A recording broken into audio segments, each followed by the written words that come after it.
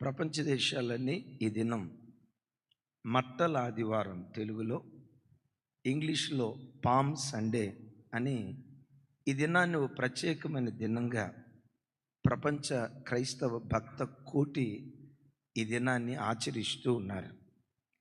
ఏమిటయ్యా ఈ దినంలో ఉన్న ప్రత్యేకత అనేది మనం అర్థం చేసుకోవాలంటే, ఈ మట్టల ఆదివారాన్ని గూర్చి మత్తయి భక్తుడు రాశారు, మార్కు భక్తుడు రాశారు, లోక భక్తుడు రాశారు, యోహాను భక్తుడు రాశారు. పరిశుద్ధ గ్రంథమైన బైబిల్లో కొన్ని సంఘటనల్లో మత్తయి భక్తుడు రాసింది మార్కు భక్తుడు రాయలా, మార్కు భక్తుడు రాసింది లోక భక్తుడు రాయలా, లోక భక్తుడు రాసింది యోహాను భక్తుడు రాయలా. కానీ విచిత్రం, ఈ మట్టల ఆదివారపు సన్నివేశాన్ని గురించి నలుగురు సువార్తికులు బహు విపులంగా రాసుకుంటూ వచ్చారు. ఈ 4 సువార్తల్లో చిన్న సువార్త ఏది? మత్తయి, మార్కు, లోక, యోహాను. ఈ 4 సువార్తల్లో చిన్న సువార్త ఏది కదా? మార్కు సువార్త. జస్ట్ 16 అధ్యాయాలు. కానీ ఈ 16 అధ్యాయాలు కలిగిన చిన్న సువార్త పత్రికలో కూడా ఈ పామ్ సండేని గురించి బహు వివరంగా రాసుకుంటూ వచ్చారు. ఏం జరిగింది క్లుప్తంగా 2 మాటలు చెప్తాను. యేసుక్రీస్తు వారు గడిచిన దినాల్లో ఆయన ఒక ప్రవక్త అని, దేవుని ప్రతినిధి అని ప్రజలించి వాక్యం వింటూ వచ్చారు. చివరి వాళ్ళకి అర్థమైంది, ఈయనే ఇశ్రాయేలీలందరూ ఎదురు చూసే మెస్సయ్య, రారాజు అని అర్థమయ్యి యేసుక్రీస్తు వారు చివరిసారిగా ఆదివారపు దినం అనే ఇదే దినం యెరూషలేములో ప్రవేశించేటప్పుడు గతంలో ప్రవేశించినట్లుగా ప్రభు ప్రవేశించాల. గతంలో కాలినడకన ప్రవేశించారు, ఓ 10 మంది శిష్యులతో ప్రవేశించుండొచ్చు. ఏ ఆర్భాటాలు లేకుండా సాధారణంగా ప్రవేశించారు. కానీ విచిత్రం, ఈ పర్యాయం ఏం జరిగిందంటే, జంట గ్రామాలు 2 ఉన్నాయి, బేతనియా, బేత్పగే అనండి. ఆ రెండింటికి ఏమని పేరు పెట్టాం? జంట నగరాలు కాదా? నగరాల దాకా పోయావా తల్లి? నగరాలు కాదు, జంట గ్రామాలు. బేతనియా, బేత్పగే. మనకు జంట నగరాలు ఉన్నాయి చూసారా? హైదరాబాద్, సికింద్రాబాద్, విజయవాడ, గుంటూరు. జంట నగరాలు ఎట్లా ఉన్నాయో బేతనియా, బేత్పగే 2 జంట గ్రామాలు. వాటిని గురించి థర్డ్ సెషన్లో నేను చెప్తాను. అయితే ఆ జంట గ్రామాలకు దగ్గరలో ఉండి ప్రభు శిష్యులను పిలిచి ఇలా అంటాడు, అదిగో బేత్పగే గ్రామం ఉంది కదా, ఆ గ్రామంలోకి వెళ్ళండి. వెళ్ళటంతో మీకు ఒక ఇల్లు కనబడుతుంది, కట్టబడిన గాడిద పిల్ల కనపడుతుంది. గాడిద పిల్లను విప్పుకురండి. ఆ గాడిద పిల్ల యజమానుడు వచ్చి అంటాడు, ఎందుకు మీరు విప్పుతున్నారు అని. ఇది ప్రభువును కావలసి ఉంది చెప్పండి. ఆ మాట నిన్ను తోడనే అతడు గాడిదను విప్పుతాడు, గాడిద పిల్లను విప్పుతాడు, అప్పనంగా మీ చేతిలో పెడతాడు. ఆ గాడిద పిల్లను తీసుకురండి. ప్రభు చెప్పినట్లుగా అక్కడికి వెళ్ళారు. గాడిద కనపడింది, గాడిద పిల్ల కనపడింది. విప్పుతుండగానే విచిత్రం, ప్రభు ఏదైతే చెప్పాడో, ఏ మాట అంటాడని ప్రభు చెప్పారో ఆ ఇంటి యజమానుడు అదే మాట. దీన్ని ఎందుకు విప్పుతున్నారు? ఇది ప్రభువున కావాల్సి ఉంది. ఓహో, ప్రభు కావాలా? అట్లయితే తీసుకొని వెళ్ళిపోండి అని గాడిద పిల్లని శిష్యుల చేతికి అప్పగించారు. గాడిద పిల్ల రావటంతో దాని మీద బట్టలు పరిచారు. ఇప్పుడు యెరూషలేము ప్రవేశం. విచిత్రం, ప్రభు అక్కడికి వస్తున్నారని వాళ్ళకు ముందుగానే తెలుసుకొని యెరూషలేము పురవీధులంతా బట్టలు పరిచారు. ఖర్జూరపు మట్టలు చెత్తబట్టుకొని, దావీదు కుమారునికి జయం, ప్రభు పేరిట వచ్చు రాజుకు జయం, హోసన్నా హోసన్నా అని అంటూ యేసుక్రీస్తు వారిని రారాజుగా, వినండి మాట, యేసుక్రీస్తు వారిని రాజుగా యెరూషలేం పట్టణంలోకి ఆహ్వానిస్తూ ఉన్నారు. ఒక చిన్న ఆలోచన, ఎందుకు బట్టలు పరిచారు? ఖర్జూరపు మట్టలు ఎందుకు పట్టుకున్నారు? గాడిద మీద కూర్చోబెట్టి ఊరేగింపుగా యేసుక్రీస్తు వారిని ఎందుకు తీసుకొని వెళ్తున్నారు అని అంటే, ఒక్క మాటలో చెప్పాలంటే ఈ సన్నివేశం అంతా యేసుక్రీస్తు వారిని రాజుగా పట్టాభిషేకం చేస్తున్నట్లుగా పరోక్షంగా దీనికి ఉన్న అర్థం. రాజుగా పట్టాభిషేకం చేయబడటం. రాజుగా పాత నిబంధనలో ఇలా బట్టలు పరిచి గాడిద మీద కూర్చోబెట్టి పట్టాభిషేకం చేసిన దాఖలాలు ఏవైనా ఉన్నాయా? సహజంగా రాజు అంటంతో గాడిద మీద వస్తాడా, గుర్రం మీద వస్తాడా కదా. కానీ ఈ రాజు ప్రత్యేకత ఏంటంటే అందరూ రాజులు గుర్రం మీద వస్తే ఈ రాజు గాడిద మీద వచ్చాడు. ఈ రాజు ప్రవేశించేటప్పుడు యెరూషలేము పురవీధులంతా బట్టలు పరిచారు. పాత నిబంధనలో ఇజ్రాయేలీల రాజు యోహు అనే వ్యక్తిని రాజుగా పట్టాభిషేకం చేసేటప్పుడు ఆ దారి పొడుగున బట్టలు పరిచినట్లుగా లేఖనాలు చూస్తూ ఉన్నాం. బట్టలు పరవటం ఎన్నో ఆత్మీయ అర్థాలకు గుర్తు. మెట్టుకు ఒకటి, రాజుగా బట్టలు పరవటం దారి వెంబడి బట్టలు పరవటం రాజుగా పట్టాభిషేకం చేస్తున్న దివ్యమైన కార్యానికి అది సాదృశ్యంగా ఉంది. అవును, రాజైన సొలొమోను, రాజైన అదోనియా గాడిద మీద ఊరేగించబడి రాజుగా పట్టాభిషేకం చేయబడినట్లుగా రాజుల గ్రంథాల్లో మనం చూడగలుగుతూ ఉన్నాం. మెట్టుకు ఒక్క మాటలో చెప్పాలంటే దారి పొడుగుతో బట్టలు పరవటానికి కారణం ఇదిగో వస్తున్న ఈయన ప్రవక్త మాత్రమే కాదు, యాజకుడు మాత్రమే కాదు, ప్రధాన యాజకుడు మాత్రమే కాదు, యెరూషలేములో ప్రవేశిస్తున్న ఈయన రాజులకు రాజు, ప్రభువులకు ప్రభు, భూపతులందరికీ అధిపతిని యేసుక్రీస్తు రారాజు అని చాటి చెప్పడానికి ఆయన పట్టాభిషేకం నిమిత్తమై ఈ దివ్యమైన కార్యం జరిగింది. ప్రభు బిడ్డలారా, పట్టాభిషేకమే జరిగింది. రాగల కాలములో రారాజుగా ఉండి ఆయన పరిపాలన చేయబోతున్నాడు. రాగల కాలములో రారాజుగా ఉండి పరిపాలనకు ముందేముంటుంది? పరిపాలనకు ముందేముంటుంది? పట్టాభిషేకం ఉంటుంది. ఈ పట్టాభిషేకపు కార్యక్రమం ఈ మట్టలాదివారపు దినాన జరిగింది కనుక నలుగురు సువార్తికులు ఈ దివ్యమైన సంగతి రాసుకుంటూ వచ్చారు. నిజమే, చరిత్ర ప్రారంభమైనది మొదలుకొని నిమ్రోదు మొదలుకొని నేటి వరకు ప్రపంచ దేశాలను రాజులు పరిపాలన చేస్తూ వచ్చారు. వీళ్ళందరూ రాజులు, యేసుక్రీస్తు రారాజు. వీరందరూ భూలోకపు రాజులు, కానీ నేను ప్రకటించే ఈ రాజు పరలోకపు రాజు. అంటే ఒకటి పరలోకానికి చెందిన దేవుడేనా? దానికి మించి సర్వలోకాలకు ఆయన రారాజు అయి ఉన్నాడు. దైవజనమా, భూలోకపు రాజులకు రారాజైన యేసుక్రీస్తు వారికి ఎన్నో వ్యత్యాసాలు ఉన్నాయి. వాటిలో ప్రాముఖ్యంగా 5 ప్రధాన వ్యత్యాసాలు చెప్తాను. ఈ రారాజు సర్వజ్ఞుడు, సమస్తము ఎరిగినటువంటి వాడు. మరొకసారి చెప్తాను, ఈ రారాజు సర్వజ్ఞుడు, సమస్తము ఎరిగినటువంటి వాడు. ఈ రాజు ఒలీవల కొండ దగ్గరుండి, అదిగో ఎదురుగా బేత్పగే అనే గ్రామం ఉంది. ఏమండి, బేత్పగే అనే గ్రామం ఉంది. ఆ గ్రామంలోకి వెళ్ళటంతో ఒక ఇల్లు కనపడిద్ది, గాడిద కనపడిద్ది, గాడిద పిల్ల కనపడిద్ది. దానికి ఒక యజమానుడు ఉంటాడు. మీరు వెళ్ళి విప్పుతూ ఉండండి. యజమానుడు ఈ లోపు వచ్చి మాట అంటాడు. ఆ మాటకి ఈ మాట సమాధానం చెప్పండి, వెంటనే తీసుకుని వెళ్ళిపోమంటాడు అని గాడిద ఎక్కడుందో చెప్పాడు.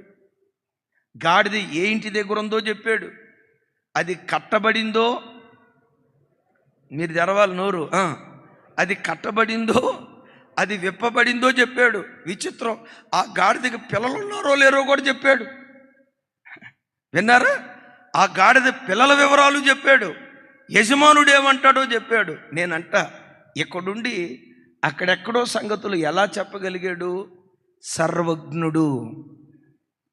గాడిదను కూర్చిన వివరాలే ఇంత స్పష్టంగా దేవునికి తెలిసినాయంటే, గాడిద కట్టబడిన స్థితే ఈ దేవునికి ఎంత వివరంగా తెలిసిందంటే, గాడిద పిల్లలను కూర్చున్న వివరాలే ఈ దేవునికి ఎంత వివరంగా తెలిసాయంటే, ఆయన సారూప్యంలో సృజించబడిన నీ వివరాలు నీ రాజుకు తెలియదా? నువ్వు కట్టబడి ఉన్నావో విప్పబడి ఉన్నావో నీ వివరాలు దేవునికి తెలియదా? నీకెంతమంది పిల్లలు, నీ పిల్లలు ఏ స్థితిలో ఉన్నారో నీ వివరాలు ఈ దేవునికి తెలియదా? ఈ దేవుడు కాదు, ఈ రాజు సర్వజ్ఞుడు, సమస్తము ఎరిగినటువంటి వాడు. Praise the Lord. మీలో ఎంతమంది రేవంత్ రెడ్డి గారికి తెలుసు? నేను రేవంత్ రెడ్డి గారికి బాగా తెలుసండి అన్న వాళ్ళు చేతులు ఎత్తండి. ఏంటి, రేవంత్ రెడ్డి గారు మీకు తెలుసా? మీకే కాదు, భారతదేశంలో అందరికీ తెలుసు. నా వైపు చూడండి. మీలో ఎంతమంది చంద్రబాబు నాయుడు గారికి తెలుసు? ఏమంత సీరియస్గా చూస్తున్నారండి? మీలో ఎంతమంది నరేంద్ర మోడీ గారికి తెలుసు? వాళ్ళు రాజులు, వారికి కొందరే తెలుసు. రారాజైన యేసు క్రీస్తుకి అందరూ తెలుసు, అందరి పేర్లు తెలుసు, అందరి వివరాలు తెలుసు. ఎవరి రాజు? సర్వజ్ఞుడు. అక్కడ దాకా ఎందుకు సార్, రేవంత్ రెడ్డి గారి దాకా ఎందుకు? ఇప్పుడు కొత్తగా ఎవరైనా నా దగ్గరకు వచ్చారు అనుకోండి, ఏమండి కొత్తగా వచ్చిన వాళ్ళు, ఇప్పుడు సుధాకర్ అన్న అంటే, అన్న సుధాకర్ అన్న ప్రైజ్లాడన్నా, సుధాకర్ అన్న పేరు తెలుసు, వద్దులే నాకండి, సుధాకర్ అన్న పేరు తెలుసు, అక్క పేరు తెలుసు, వాళ్ళ పిల్లల పేరు తెలుసు. కొత్తగా వచ్చిన వాళ్ళు ఎవరైనా నా దగ్గరకు వచ్చారనుకోండి, వెంటనే ఏం అడుగుతా? పేరు చెప్తానా? నేను సర్వజ్ఞుని కాదు, నాకు కొందరి పేర్లే తెలుసు, కొందరి వివరాలే తెలుసు, కొందరి కుటుంబ పరిస్థితులే తెలుసు. నేను కొందరినే ఎరిగిన వాడిని. నీవు ఆరాధించే నీ దేవుడు ఎవరో తెలుసా? అందరినీ ఎరిగినటువంటి వాడు, సర్వజ్ఞుడాయన. హల్లెలూయ. ఇంకొక మాట కూడా చెప్తాను. ఆ గాడిద కట్టబడిందా విప్పబడిందా అంటే ఆ గాడిద ఉన్న స్థితికి కూడా ఈ రాజుకు తెలుసు. ఈ వాక్యం వింటున్న ప్రభు పెట్టలారా, నీ రాజుకు నీ పేరు తెలుసు, నీ స్థితి తెలుసు. నువ్వు బంధకాల మధ్యలో బంధించబడ్డావో, బంధకాల మధ్యలో నుంచి విడిపించబడ్డావో నీ రాజుకు తెలుసు. సమస్యలనే వలయంలో చిక్కుకున్నావో, సమస్యలనే వలయంలో నుంచి విడిపించబడ్డావో నీ రాజుకు తెలుసు. నీ ప్రక్కనే పండుకుంటున్న నీ పిల్లల పరిస్థితి కూడా ఈ రాజు సమస్తము ఎరిగినటువంటి వాడు. నేనంట, గాడిదను గూర్చి అన్నీ ఎరిగిన దేవుడు తన సారూప్యంలో సృజించబడిన నీ సంగతులు నీ రాజుకు తెలియదా? ఆయన సమస్తము ఎరిగిన సర్వజ్ఞుడైనటువంటి దేవుడై ఉన్నాడు. చప్పలు కొడుతూ ఆయనకి స్తోత్రాలు చెప్దాం. Praise the lord. నువ్వు మనుషులకు తెలియకపోయి ఉండొచ్చు, నీ స్థితిగతులు మనుషులకు తెలియకపోవచ్చు.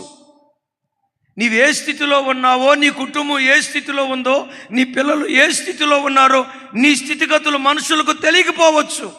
అయినా నేనంట, మనుషులు తెలుసుకొని చేసేదేముంది? మనుషులు తెలుసుకొని చేసేదేముంది?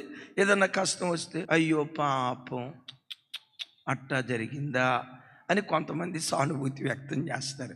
ఇంకొంతమంది ఏం చేస్తారో తెలుసా? పక్కెళ్ళిన తర్వాత వాడికి అట్టాగే జరగాల, ఆడు మావులోడా, ఆడికి అట్టాగే జరగాల, ఇప్పుడు కుదిరింది తిక్క, ఏదో అనండి, ఇప్పుడు కుదిరింది తిక్క అని బయటికి వెళ్ళి సెటైర్లు వేస్తారు.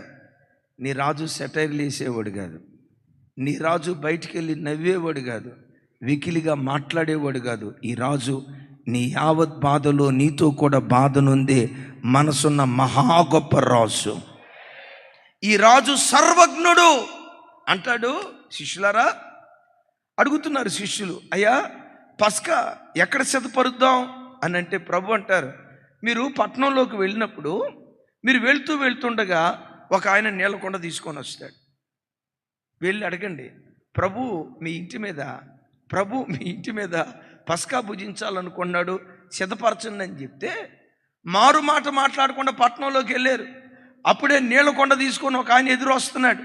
డైరెక్ట్గా వెళ్ళి అడిగారు, ప్రభు మీ ఇంట పస్కా భోజనం చేయాలి, సిద్ధపరచండి అంటే, ఆ తేరగా మా ఇల్లే దొరికిందా అని అల్లా. ప్రభువా, ఎవరికి ప్రభు ఆయన? మా ఇల్లు ఎందుకు ఇస్తాం?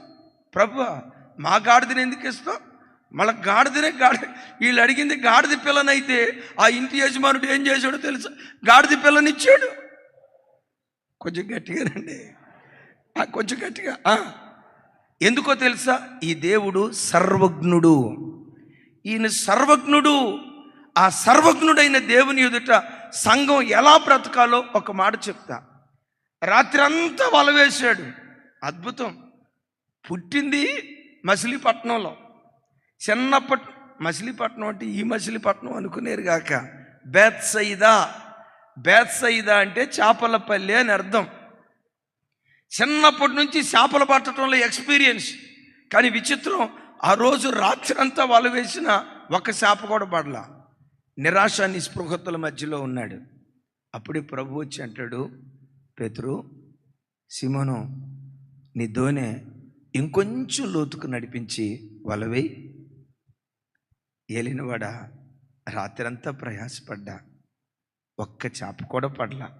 అయినను నీ మాట చొప్పున, వినండి ఇక్కడ ఈ మాట, అయినను నీ మాట చొప్పున వలవేతునని దోణిని కొంచెం లోతుకు నడిపించాడు, వల వేశాడు.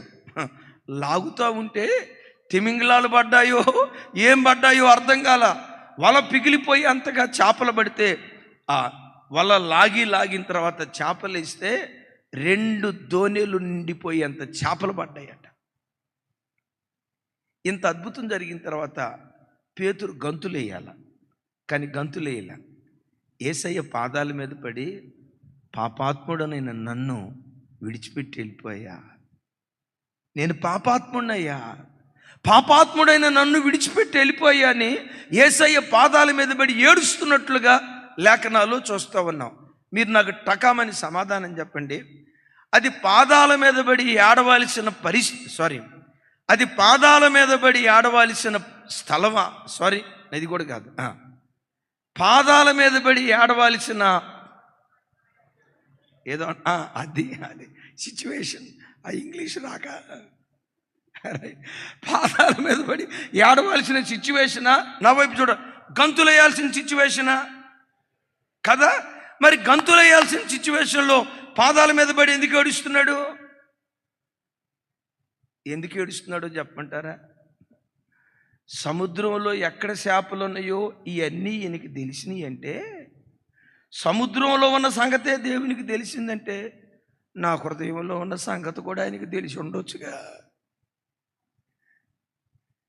ఎక్కడ చేపలు తిరుగుతున్నాయో ఇవన్నీ తెలిసినాయంటే, నేను ఎక్కడెక్కడ ఏం చేశానో, ఎక్కడెక్కడ ఎలా ప్రవర్తించానో, ఎవరితో ఏం మాట్లాడానో, తూకం వేసేటప్పుడు 1/2 కిలో రాయే కానీ కిలో అని చెప్పాడు. ఏ తూకం వేసేటప్పుడు చేపలు చేపలు తూకం వేసేటప్పుడు, అయ్యా కిలో ఎంత ఈ రాయి? 5 కిలోలు అయ్యా. చూస్తే 4.5. అంటే నేను 4.5 కిలోలు రాయి వేసి 5 కిలోలు అని చెప్పిన సంగతి కూడా ఈయనకు తెలిసి ఉండొచ్చుగా. బాబోయ్, ఈయన సర్వజ్ఞుడు అని యేసయ్య పాదాల మీద పడి పశ్చాత్తాపడి ప్రార్థన చేయటం ప్రారంభించాడు. ఆ పేతురు పశ్చాత్తాపమే, నా వైపు చూడండి, ఆ పేతురు పశ్చాత్తాపమే ప్రధాన అపోస్తలుడిగా నిలవబెట్టింది.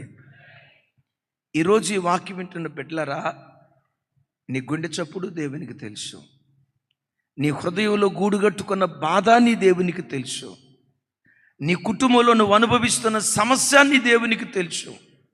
పిల్లల విషయమై ఎంత అల్లాడిపోతున్నావో, భర్త విషయమై ఎంత అల్లాడిపోతున్నావో, రెక్కాడిన డొక్కాడని దీనస్థితి ఎలా నువ్వు అనుభవిస్తున్నావో, కష్టాజితమంతా సిల్లి సంచిలో వేసుకున్నట్లుగా ఎలా ఇబ్బందిని అనుభవిస్తున్నావో, నీ ప్రతి పరిస్థితి దేవునికి తెలుసు.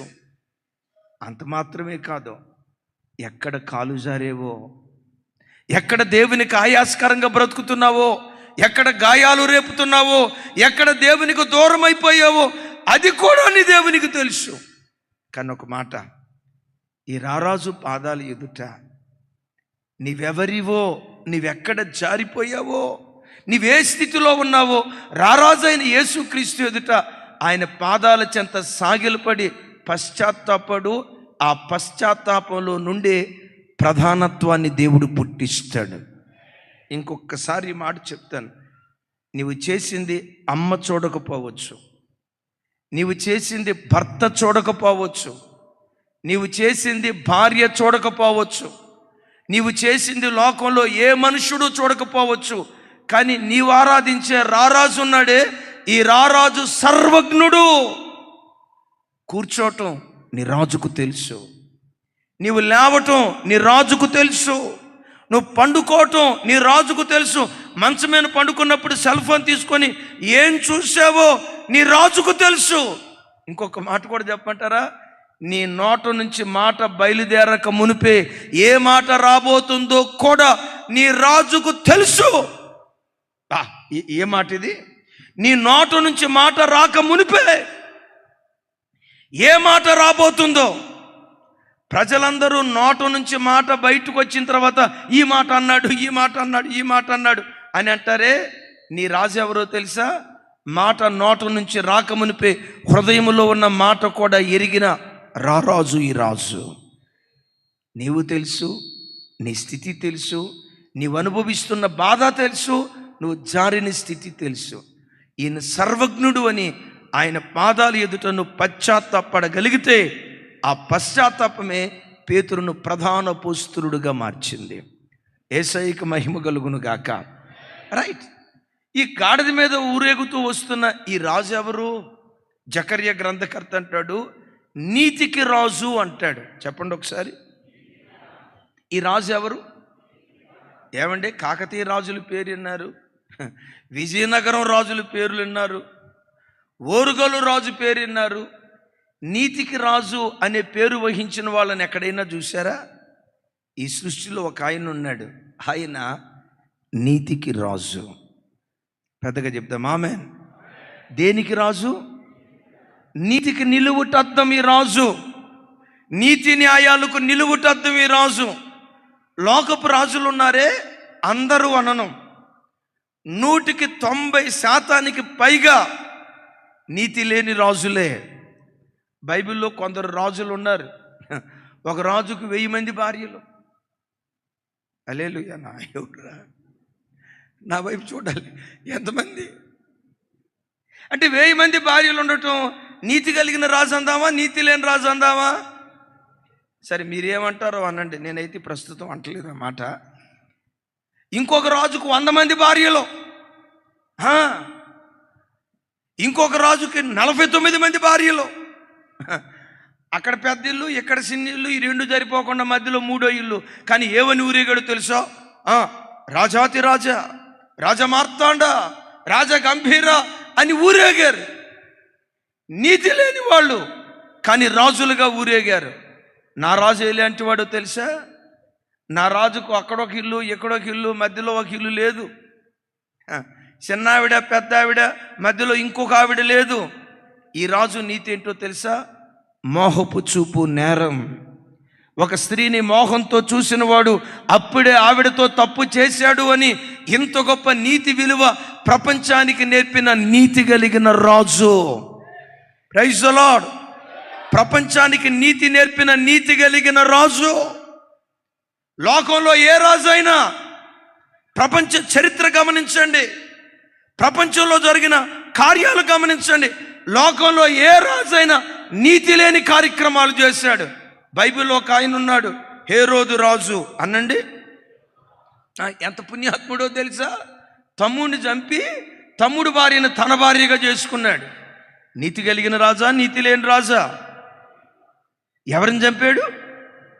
తన తమ్ముడిని చంపి తమ్ముడు భార్యను తన భార్యగా చేసుకున్నాడు. ఎంత నీతి లేని రాజు! అయినా ఈ నీతి లేని రాజు ఊరేగుతున్న జనాలు జేజేలు పలికారు. హేరోదు లాంటి నీతి లేని రాజు కాదు నేను ప్రకటించే రారాజు. ఈ రాజు నా వైపు చూడాలి. ఈ రాజు నీతికి నిలువుటద్దం, పవిత్రతకు నిలువుటద్దం, పరిశుద్ధతకు నిలువుటద్దం. హల్లెలూయా. రోజు అబ్రాము అయ్య తన భార్యతో కలిసి ఐగుప్తు దేశంలో ఉందామని వెళ్ళాడు. శారమ తల్లి వయసు ఇంచుమించు ఖచ్చితంగా చెప్పలేం కానీ 75 నుంచి 80 సంవత్సరాల వయసు. ఈ 80 సంవత్సరాల శారమ తల్లి ఐగుప్తు దేశానికి వెళ్తే మరి ఎవడు చూసాడో తెలీదు శారమ తల్లిని. శారమ తల్లి అందాన్ని చూసి రాజు దగ్గర పొగుడుతూ మాట్లాడుతున్నాడట. రాజా, అక్కడెక్కడో కనాను దేశం నుంచి ఒక అమ్మాయి వచ్చింది. రాజు, శారమ తల్లి అమ్మాయి అంట. వయసు ఎంత? కొంచెం గట్టిగా చెప్పాలి. 75 సంవత్సరాలు పైబడిన వయసు. ఒక అమ్మాయి వస్తుంది రాజా, ఎంత అందంగా ఉందంటే రాజా, దొండపండు అంటారే ఎర్రగా, అబ్బబ్బబ్బబ్బబ్బా, అసలు అంత అందగత్యం చూడలేదు రాజా అని శారమ తల్లి అందాన్ని రాజు ముందు పొగుడుతున్నాడు. వెంటనే రాజు అన్నాడు, వెంటనే నా అమ్మాయిని తీసుకురండి, నా భార్యగా చేసుకుంటా అన్నాడు. నేనంట రాజు దగ్గరే పరాయి స్త్రీ అందాన్ని కూర్చి పొగుడుతూ ఉంటే, రాజే అంత నీతిమాలిన వాడిగా బహిరంగంగా బ్రతుకుతూ ఉంటే, ఇక ఆ దేశంలో ప్రజలు యదా రాజా, ఇంకోసారి యదా రాజా తదా ప్రజ అన్నట్ల రాజే అంత నీతిమాలి బ్రతికితే లోకంలో ప్రజలు ఎంత నీతిమాలిగా బ్రతుకుతూ ఉండేవాళ్ళు. ఫరో రాజు లాంటి వాడు కాదు నేను ప్రకటించే రాజు, హేరోదు రాజు లాంటి వాడు కాదు నేను ప్రకటించే రాజు, సొలొమోను రాజు వంటి వాడు కాదు నేను ప్రకటించే రాజు. ఈ రాజు నీతిపరుడైన రాజు. గట్టిగా చెప్తాం ఆమేన్. 33.5 సంవత్సరాలు నిండు యవ్వన కాలంలో ఆయన భూమి మీద బ్రతికాడు. ఎంతోమంది తల్లులు తన దగ్గర ప్రార్థన చేయించుకోవటానికి వచ్చారు. అందమైన కన్యకలు తన దగ్గర ప్రార్థన చేయించుకోవటానికి వచ్చారు. ఏ స్త్రీని వెకిలిగా చూసినట్లుగా కానీ, ఏ స్త్రీతో వెకిలిగా మాట్లాడినట్లుగా కానీ, పోకిరి మాటలు మాట్లాడినట్లుగా కానీ, యవ్వన ఆశలు రేకెత్తించేటట్లుగా అపవిత్రంగా చూసినట్లుగా కానీ ఈ రాజు చరిత్రలో లేదు. 33.5 సంవత్సరాలు బ్రతికి ఈ రాజు ఇప్పుడు యెరూషలేమును ప్రవేశిస్తూ ఉంటే యెరూషలేం అంతా గగ్గోలు పెడుతూ ఏమని కేకలేస్తుందో తెలుసా? ఈ రాజు నీతికి రాజు.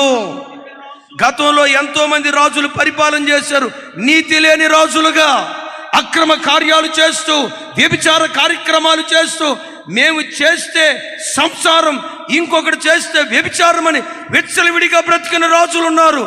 ఈ రాజు ఉన్నాడే, కామ క్రోధ లోభ మోహ మద మాత్సర్యాలు జయించిన వాడు, ఆ జన్మ బ్రహ్మచారి, దేవుడని పిలువబడుటకు యోగ్యుడు, నాలో పాపమున్నదని మీలో ఎవడైనా స్థాపించగలడని ప్రపంచానికి సవాలు విసిరిన ఏకైక మగధీరుడు.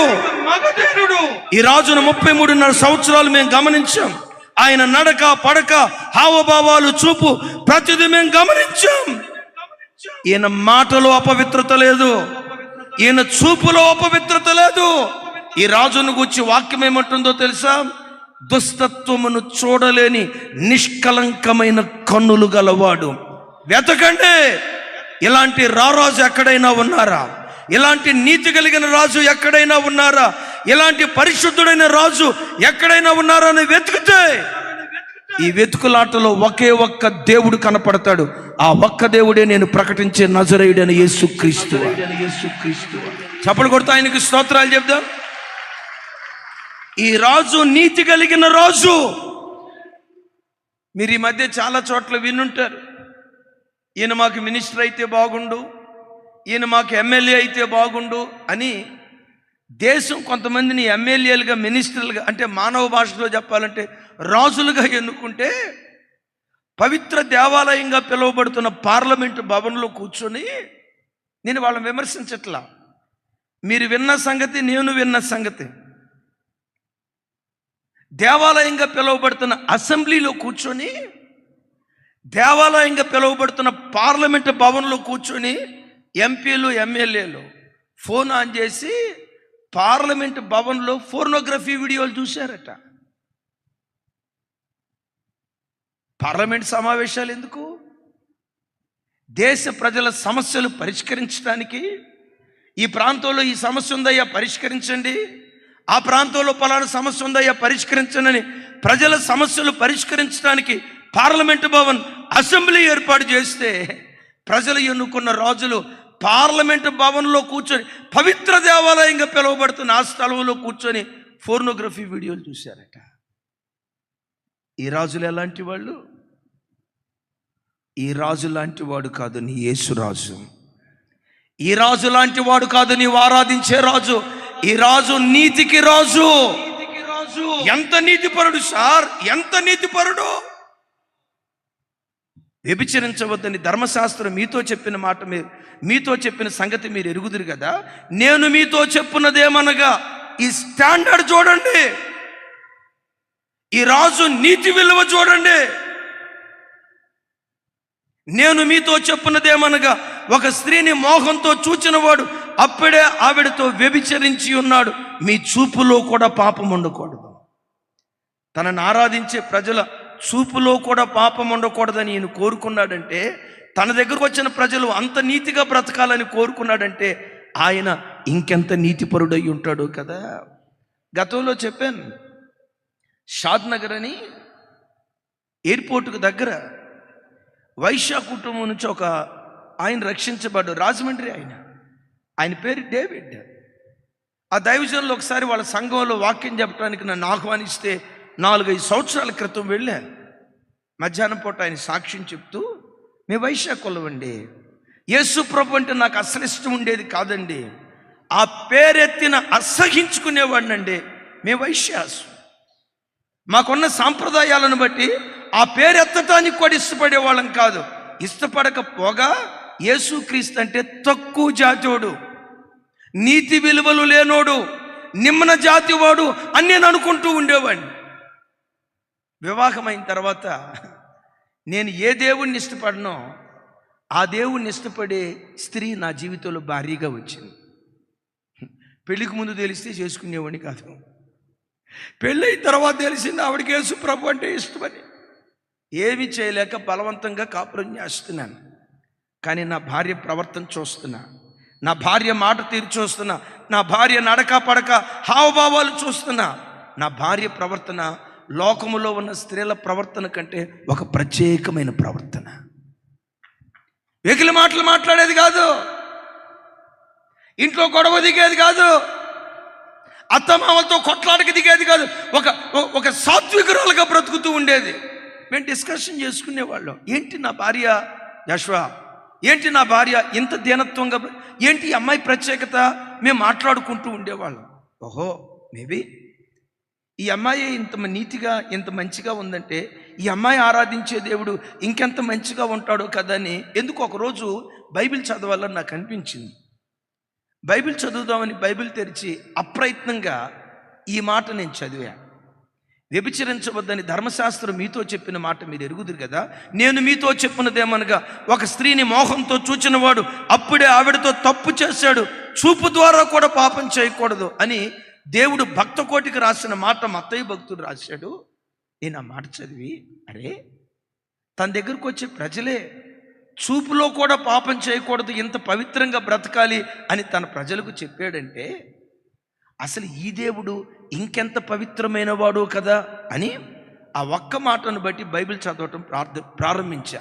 బైబిల్ చదవటం ప్రారంభించి ముగించే లోపు యేసే నిజ దేవుడని తెలుసుకొని, యేసు తప్ప పవిత్రమైన దేవుడు ఇంకొకరు లేరని నేను ఎరిగి, ఈయన నిమ్న జాతి దేవుడు కాదు, నీతి స్వరూపుడైన దేవుడని ఎరిగి బాప్తిస్మం తీసుకొని అదే బైబిల్ పట్టుకొని రాజమండ్రి పట్టణాన్ని విడిచిపెట్టి తెలంగాణ ప్రాంతం షాద్ నగర్ వచ్చి దైవ సేవకుడిగా దేవుని సేవ చేస్తాం.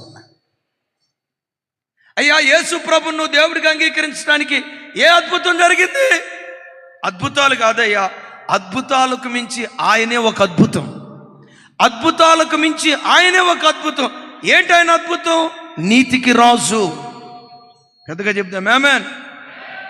భూలోకపు రాజులు నీతి లేని రాజులు కొందరు, కానీ ఈ రాజు నీతికి రాజు.